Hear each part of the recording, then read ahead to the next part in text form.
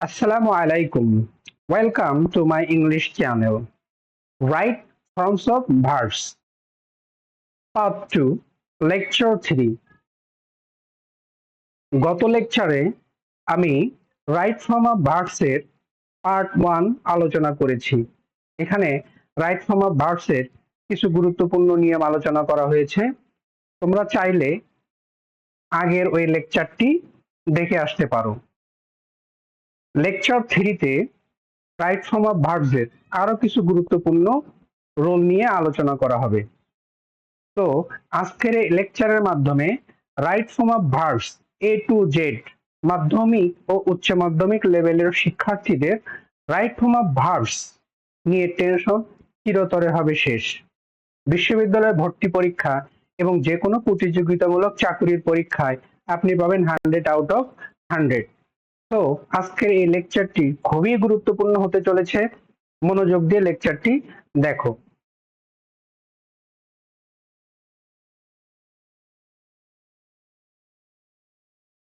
Role 1, zero conditional.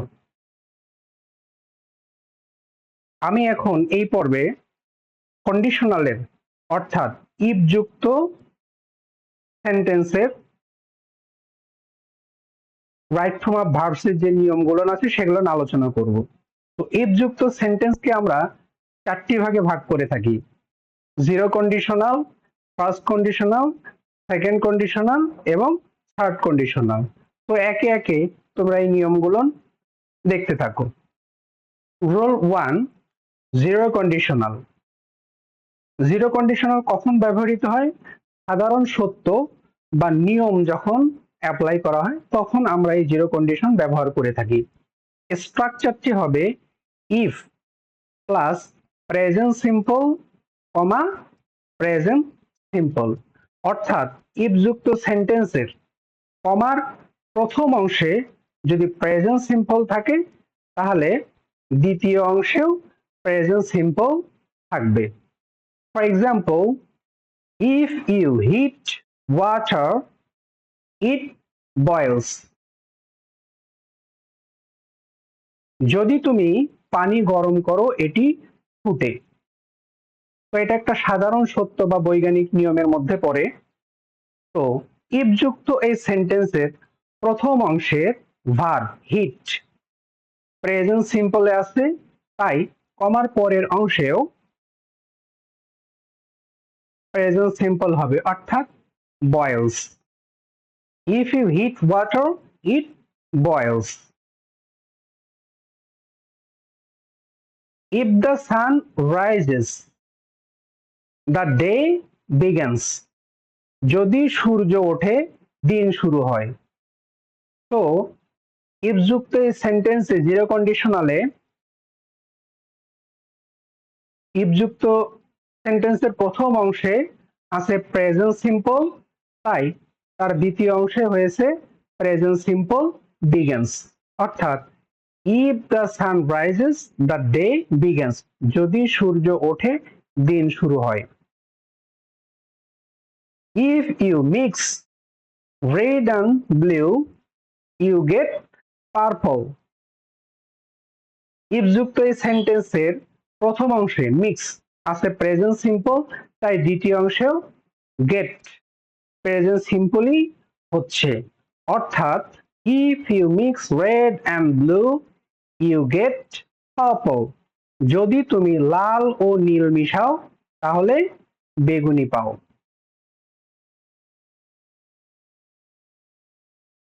Role 2, first conditional. সম্ভাব্য ভবিষ্যৎ। স্ট্রাকচারটি হবে if plus present simple comma will can may plus base verb.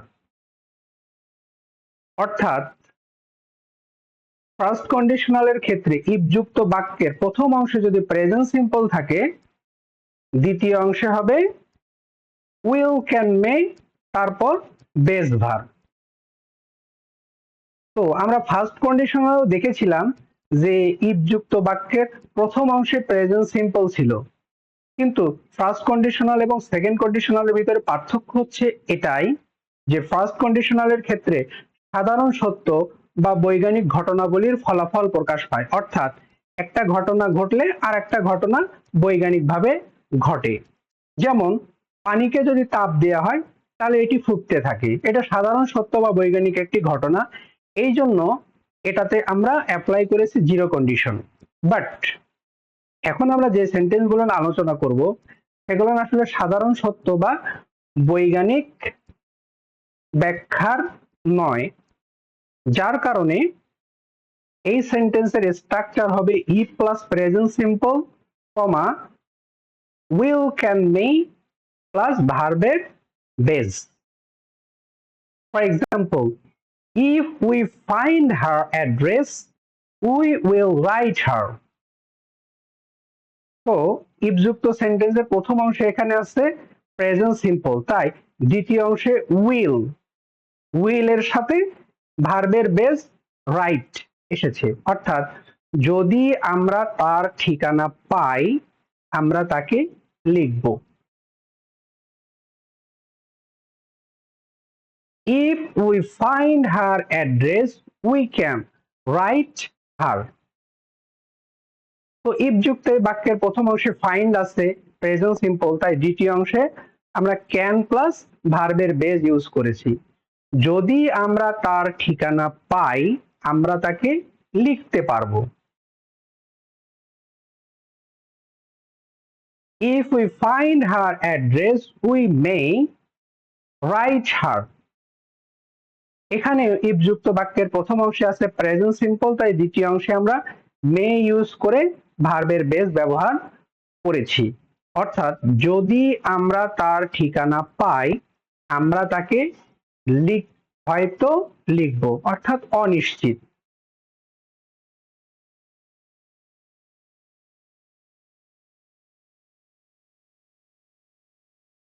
Role 3 second conditional, অবাস্তব বর্তমান বা কল্পনা। স্ট্রাকচারটি হবে if plus past simple comma would could might plus ভার্বের বেজ। ফার্স্ট কন্ডিশনালের সাথে সেকেন্ড কন্ডিশনালের পার্থক্যটি হচ্ছে যে আমরা ইফ যুক্ত বাক্যের প্রথম অংশে ফার্স্ট কন্ডিশনালের ক্ষেত্রে পেয়েছিলাম প্রেজেন্ট সিম্পল, বাট সেকেন্ড কন্ডিশনালের ক্ষেত্রে ইফ যুক্ত বাক্যের প্রথম অংশে আমরা পাবো পাস্ট সিম্পল। তো আমরা প্রেজেন্ট সিম্পল যখন ছিল তখন আমরা ইউজ করেছিলাম উইল ক্যান মে। এখানে যেহেতু ইফ যুক্ত বাক্যের প্রথম অংশ পাস্ট সিম্পল হচ্ছে তাই দ্বিতীয় অংশেও উইল এর পাস্ট হবে উড, ক্যান এর পাস্ট হবে কুড, মে এর পাস্ট হবে মাইট। আর আমরা গতানুগতিক এটাই জানি যে মডালের পরে সবসময় ভার্বের বেস ফর্ম হয়। For example, if we found her address we would write her। তো ইফ যুক্ত বাক্যের প্রথম অংশে আমরা পাচ্ছি পাস্ট সিম্পল, এই জন্য দ্বিতীয় অংশে হবে কি উড প্লাস ভার্বের বেস, অর্থাৎ উই উড রাইট হার। এর মানে দাঁড়াচ্ছে যদি আমরা তার ঠিকানা পেতাম আমরা তাকে লিখতাম। নিশ্চিত কিন্তু অবাস্তব। কেন অবাস্তব?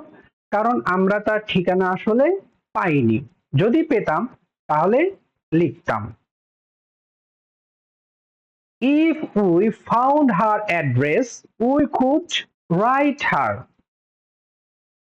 তো if যুক্ত বাক্যের প্রথম অংশে আছে পাস্ট সিম্পল, এই জন্য দ্বিতীয় অংশে আমরা কুডের সাথে ভার্বের বেস রাইট ইউজ করেছি, অর্থাৎ যদি আমরা তার ঠিকানা পেতাম আমরা তাকে লিখতে পারতাম। তো যেহেতু আমরা তার ঠিকানাও পাইনি আমরা তাকে লিখতেও পারবো না, অর্থাৎ এই কারণেই অবাস্তব বর্তমান বা কল্পনা বোঝাচ্ছে। If we found her address, we might write her. যদি আমরা তার ঠিকানা পেতাম আমরা হয়তো তাকে লিখতাম। ব্যাপারটা মোটামুটি অনিশ্চিত, আমরা তার ঠিকানাও পাইনি আর আমরা হয়তো তাকে লিখতেও পারবো না। তো ইফ যুক্ত এই বাক্যের প্রথম অংশে আছে ফাউন্ড অর্থাৎ পাস্ট সিম্পল, তাই দ্বিতীয় অংশে মাইট প্লাস ভার্বের বেস রাইট এখানে এসেছে, অর্থাৎ যদি আমরা তার ঠিকানা পেতাম আমরা হয়তো তাকে লিখতাম। থার্ড কন্ডিশনাল, অতীতের কল্পনা বা অনুশোচনা। স্ট্রাকচারটি হবে এই রকম, if plus past perfect comma would could might have plus V3। তো সেকেন্ড কন্ডিশনালের সাথে থার্ড কন্ডিশনালের পার্থক্য হচ্ছে এখানে যে ইফ যুক্ত সেন্টেন্সের প্রথম অংশে থাকবে পাস্ট পারফেক্ট। আমরা সেকেন্ড কন্ডিশনাল ইফ যুক্ত বাক্যের প্রথম অংশে পেয়েছিলাম পাস্ট সিম্পল, বাট থার্ড কন্ডিশনালের ক্ষেত্রে আমরা পাবো পাস্ট পারফেক্ট অর্থাৎ হ্যাড প্লাস V3।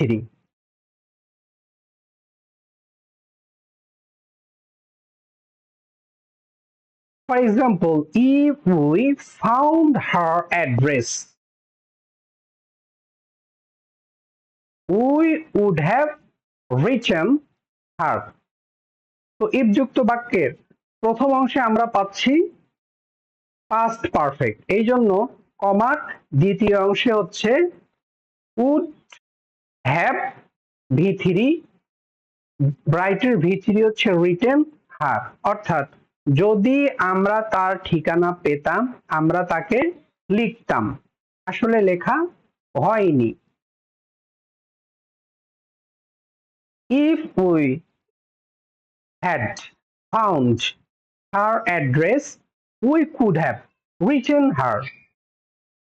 তো if যুক্ত বাক্যের প্রথম অংশে আমরা পাচ্ছি কি পাস্ট পারফেক্ট, তাই দ্বিতীয় অংশে হচ্ছে could প্লাস have প্লাস ভার্বের V3, অর্থাৎ যদি আমরা তার ঠিকানা পেতাম আমরা তাকে লিখতে পারতাম, সুযোগ ছিল হয়নি, আমরা ঠিকানাও পাই নাই যার কারণে আমরা তাকে লিখতেও পারিনি, সুযোগ ছিল কিন্তু হয়নি। If we had found her address, যদি আমরা তার ঠিকানা পেতাম we might have written her, আমরা হয়তো তাকে লিখতাম। অনিশ্চিত অর্থাৎ ঠিকানাও পাওয়া হয়নি, লেখার ব্যাপারটাও অনিশ্চিত হয়েছে। তো কন্ডিশনালের এই পর্বে zero conditional, first conditional, second conditional এবং থার্ড কন্ডিশনালের এই পার্থক্যগুলো খুব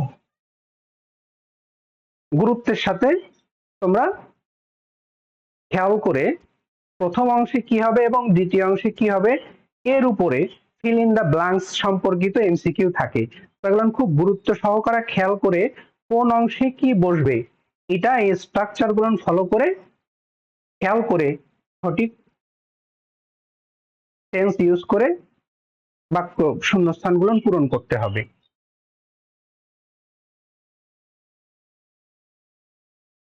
Role 5, verbal noun, the plus noun oblique verb plus ing, structure the plus noun plus of, এখানে মাঝখানে নাউন বসে কিন্তু যদি নাউনের জায়গায় ভার্ব আসে তাহলে সেই ভার্বের সাথে আইএনজি যোগ করে নাউন বা ভার্বাল নাউন বা জিরান বানাতে হয়। For example, the development of transportation shows how people traveled from one place to another in the past. কি আছে the noun of, the develop of, ডেভেলপটা এখানে কি হবে ডেভেলপমেন্ট হবে, বা আমরা এখানে ডেভেলপিংও করতে পারি। তাহলে সঠিক বাক্যটি হবে the development of transport shows how people traveled from one place to another in the past. The read of newspaper is a good habit. The read of এখানে read এর সাথে reading হয়ে ভার্বাল নাউন বা জিরান বানাতে হবে। তাহলে সঠিক বাক্যটি হবে the reading of newspapers is a good habit. The 16th December is a red letter day in the history of Bangladesh. তাহলে স্ট্রাকচার হচ্ছে কি the plus noun plus of, তাহলে 16 এর পরে এখানে অফ নাই, তাহলে সেন্টেন্সটি হবে the 16th, এখানে ভার্বাল নাউন বানাতে হবে the 16th of December is a red letter day in the history of Bangladesh. Rule 6 parallelism অর্থাৎ সমান্তরাল গঠন। ইংরেজি বাক্য গঠনের ক্ষেত্রে সাধারণত শুধু ইংরেজি না, বাংলা এবং ইংরেজি বাক্যের ক্ষেত্রে এই সমান্তরাল গঠনটি সবসময় মেনে চলতে হয়। কোনো ব্যক্তি একাধিক কাজ করলে সেই কাজ বোঝাতে ব্যবহৃত ভার্বগুলো একই টেন্সে বা একই ফর্মে হতে হবে। এই নিয়ম নাউন, অ্যাডজেক্টিভ, অ্যাডভার্ব সব ক্ষেত্রেই প্রযোজ্য। অর্থাৎ বাক্যের শুরুতে যদি নাউন থাকে তাহলে দ্বিতীয় এবং তৃতীয় গুলোও নাউন হবে। যদি অ্যাডজেক্টিভ থাকে তাহলে প্রথম, দ্বিতীয়, তৃতীয় গুলো অ্যাডজেক্টিভ হবে। অ্যাডভার্ব থাকলে প্রথম, দ্বিতীয় এবং তৃতীয় গুলো অ্যাডভার্ব হবে। যদি ভার্ব প্লাস আইএনজি থাকে তাহলে প্রথম, দ্বিতীয় এবং তৃতীয়টিও কি হবে? ভার্ব প্লাস আইএনজি হবে। আমরা উদাহরণগুলো লক্ষ্য করি। Rana knows running, swimming and playing. তো এখানে রানিং এবং সুইমিং আইএনজি ফর্মে আছে, এই জন্য এন্ড এর পরের অংশ প্লেটাকেও কি করতে হবে? আইএনজি ফর্মে নিতে হবে, অর্থাৎ সমান্তরাল গঠনে গঠন করতে হবে।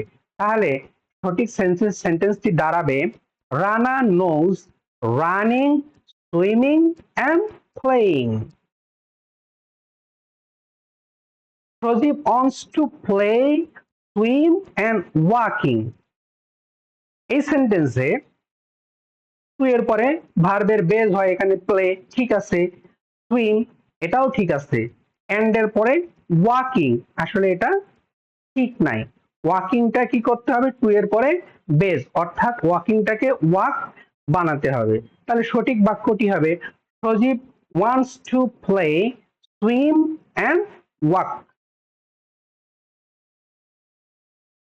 Rho 8 verb plus to infinitive. কিছু ভার্ব যেমন desire, promise, decide, dare, hope, want, wish, offer, refuse ইত্যাদির পরে সাধারণত টু প্লাস ভার্ব অর্থাৎ ভার্বের বেস ব্যবহৃত হয়। এদের পরে ভার্বের আইএনজি ফর্ম ব্যবহৃত হয় না। For example, we decided going there. তাহলে ডিসাইডেডটা কি হবে? যেহেতু ডিসাইডেড আছে, এই যে ডিসাইডেড আছে, এই জন্য ডিসাইডের পরে যে ভার্বটা থাকবে সেটা আইএনজি হবে, টু প্লাস ভার্ব হবে। অর্থাৎ we decided to go there, we decided to go there. I hope passing the examination. এখানে লিস্ট থেকে কি আছে? হোপ আছে। তাহলে পাসিংটাকে কি করতে হবে? টু প্লাস ভার্ব করতে হবে। পাসটা হবে টু, পাসিংটা হবে টু পাস। তাহলে সঠিক বাক্যটি হবে I hope to pass the examination. Rule 9 subject verb agreement. Right form of verbs এর ফার্স্ট পার্টে সাবজেক্ট ভার্ব এগ্রিমেন্টের কিছু গুরুত্বপূর্ণ নিয়ম দেখানো হয়েছে। এই পর্বে সাবজেক্ট ভার্ব এগ্রিমেন্টের আরো কিছু গুরুত্বপূর্ণ নিয়ম দেখানো হচ্ছে। তো আজকের এই লেকচারটি খুবই গুরুত্বপূর্ণ হতে চলেছে। আমার এই লেকচারটা যদি তোমাদের ভালো লেগে থাকে তাহলে আমার চ্যানেলটি সাবস্ক্রাইব করে রাখো। রাইটিং সম্পর্কিত একের পর এক গুরুত্বপূর্ণ সব নিয়ম আমি পরবর্তীতে একের পর আপলোড দিতে থাকবো। যদি তোমরা চ্যানেলটিকে সাবস্ক্রাইব করে রাখো তাহলে ভিডিও আপলোড দেওয়ার সাথে সাথেই তোমরা দেখতে পারবে, এবং সেই সাথে ভিডিওটি যদি তোমাদের ভালো লেগে থাকে তাহলে ভিডিওটিতে একটু লাইক দিয়ে দাও। আর ভিডিওটি যদি মনে করো যে তোমার জন্য হেল্পফুল, তাহলে তোমার কাছের যারা বন্ধু বান্ধব আছে তাদেরকেও এর লিঙ্কটি শেয়ার করে দাও, যাতে করে তারা ইংরেজি শিখে উপকৃত হতে পারে। সাবজেক্ট ভার্ব এগ্রিমেন্টের নিয়মটা তোমরা আগে থেকেই জানো, তারপরে আমি একটু ব্যাখ্যা করছি। সাবজেক্ট ভার্ব এগ্রিমেন্ট, কোন সেন্টেন্সের সাবজেক্ট সিঙ্গুলার হলে ভার্ব সিঙ্গুলার হয়, আর সাবজেক্ট প্লুরাল হলে ভার্ব প্লুরাল হয়। For example, mister Robertson is a lawyer. এখানে মিস্টার রবার্টসন সাবজেক্টটা হচ্ছে কি সিঙ্গুলার সাবজেক্ট, এই জন্য ভার্ব ইজও সিঙ্গুলার হয়েছে। My parents are always busy with their work. এখানে মাই প্যারেন্টস প্লুরাল সাবজেক্ট, এই জন্য ভার্বটিও প্লুরাল হয়েছে। Vehicles create traffic jam. Vehicles এখানে সাবজেক্ট প্লুরাল, তাই ক্রিয়েটস না হয়ে ক্রিয়েট হয়েছে, অর্থাৎ সাবজেক্টটি প্লুরাল হয়েছে।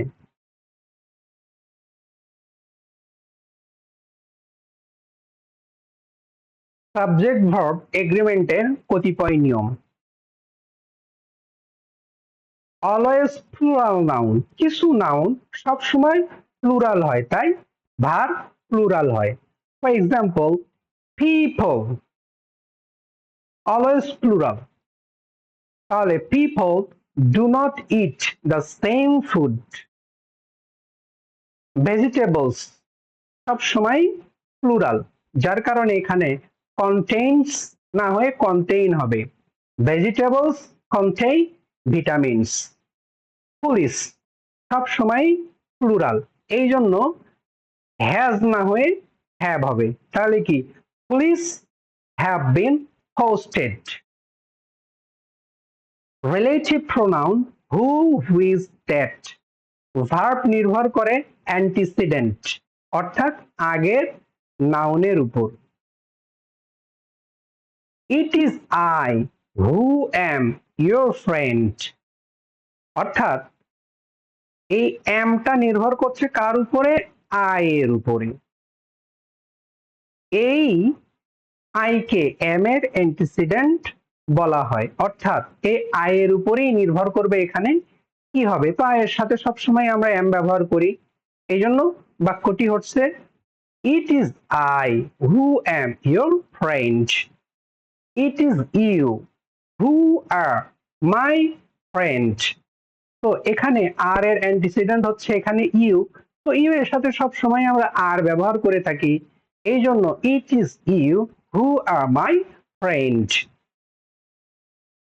ডিস্টেন্স, টাইম, মানি একক হিসাবে ধরলে ভার্ব সিঙ্গুলার হয়। 2 miles is not a long distance। এখানে মাইলের সাথে এর যুক্ত আছে বিধায় তোমরা কিন্তু এটাকে কখনোই প্লুরাল সাবজেক্ট ধরে নেবে না, কারণ ডিস্টেন্স টাইম মানি একক হিসাবে, অর্থাৎ আমরা মাইলকে এখানে কি হিসাবে ধরতেছি, একক হিসাবে। তাহলে একক হিসাবে ধরলে সাবজেক্ট এখানে কি হবে, সিঙ্গুলার, এই জন্য ইউজ হয়েছে 2 miles is not long distance। 100 years is a long time। ঠিক একইভাবে ইয়ার্সকে এখানে আমরা সময়ের একক হিসাবে ধরেছি, এই জন্য এখানে কি হবে, আর না হয়ে ইজ হবে, অর্থাৎ 100 years is a long time।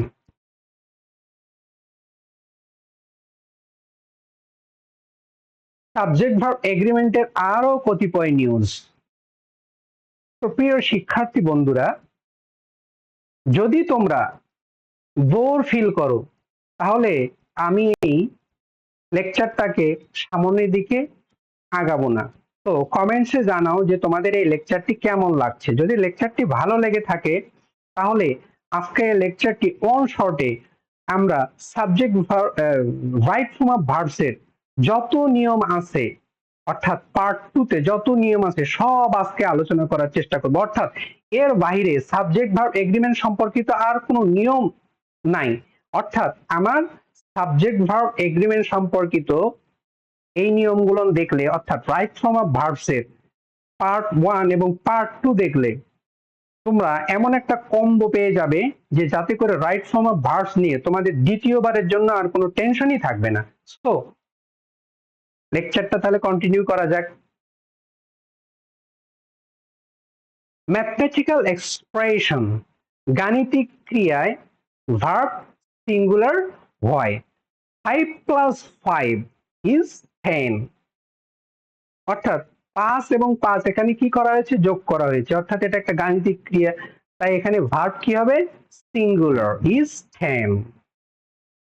10 - 5 is 5, অর্থাৎ 10 থেকে 5 বাদ দিলে কি হয়, 5 হয়। এটা একটা গাণিতিক ক্রিয়া, এই জন্য কি হয়েছে, is হয়েছে। 3 × 3 is 9, অর্থাৎ 3 এর সাথে 3 গুণ করলে কত হয়, 9 হয়। এটা একটা গাণিতিক ক্রিয়া, এই জন্য কি হয়েছে, is হয়েছে। 10 / 2 is 5, অর্থাৎ 10 কে 2 দিয়ে ভাগ করলে হয় 5। তো এটাও গাণিতিক ক্রিয়া। অর্থাৎ ম্যাথমেটিক্যাল এক্সপ্রেশনস সবসময় কি হয়, ভার্বটা সিঙ্গুলার হয়। ইন্টারোগেটিভ সেন্টেন্সে যদি ইন্টারোগেটিভ প্রোনাউন বা adverb what, where, when, why, how থাকে তাহলে এর পরবর্তী সাবজেক্টের নাম্বার, পার্সন ও টেন্স অনুযায়ী ভার্ব নির্ধারিত হয়।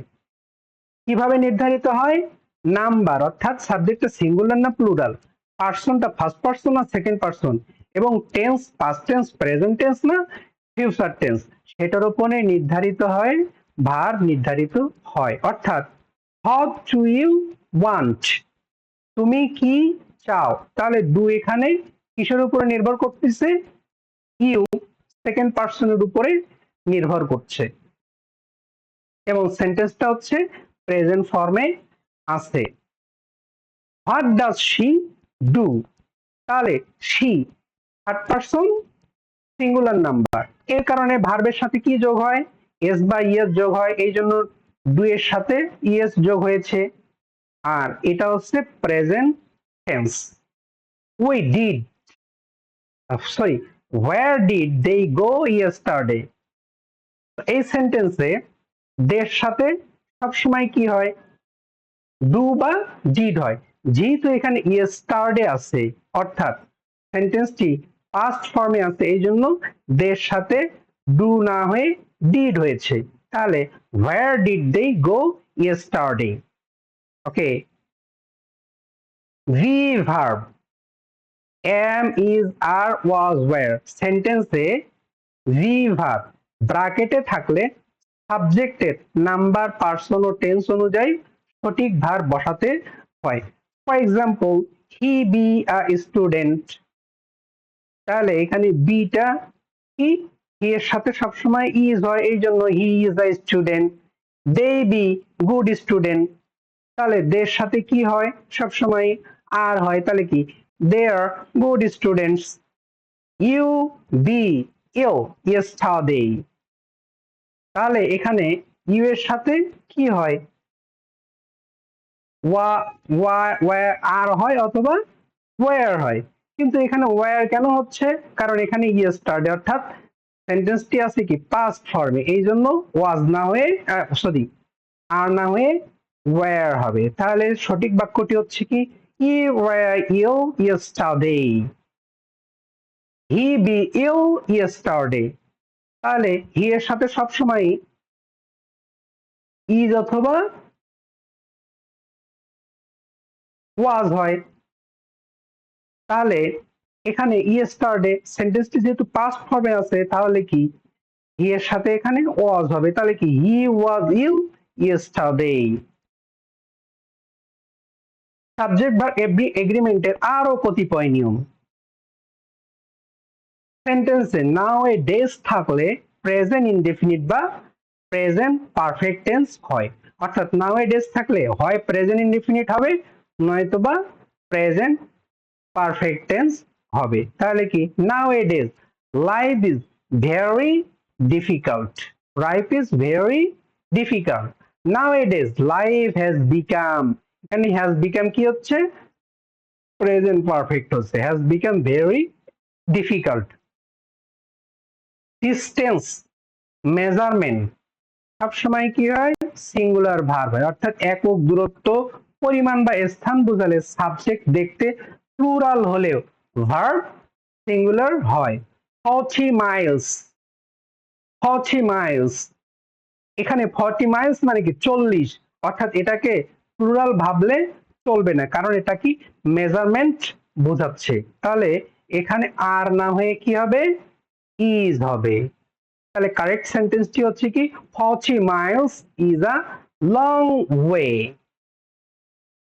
জিরান অথবা infinitive as subject, gerund verb plus ING, infinitive to plus verb, verbal noun subject হলে ভার্ব সিঙ্গুলার হয়, তাহলে কি verbal noun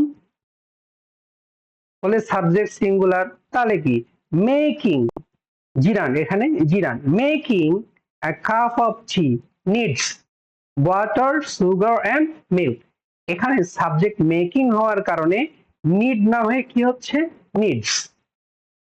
to take drugs leads, এখানে সাবজেক্ট হচ্ছে টু টেক, তাহলে সাবজেক্ট যেহেতু এখানে সিঙ্গুলার ভার্বটাও কি হবে সিঙ্গুলার হবে, এই জন্য লিড না হয়ে লিডস হচ্ছে, তাহলে কি to take drugs leads a man to death. The participants of politics during student life is called student politics.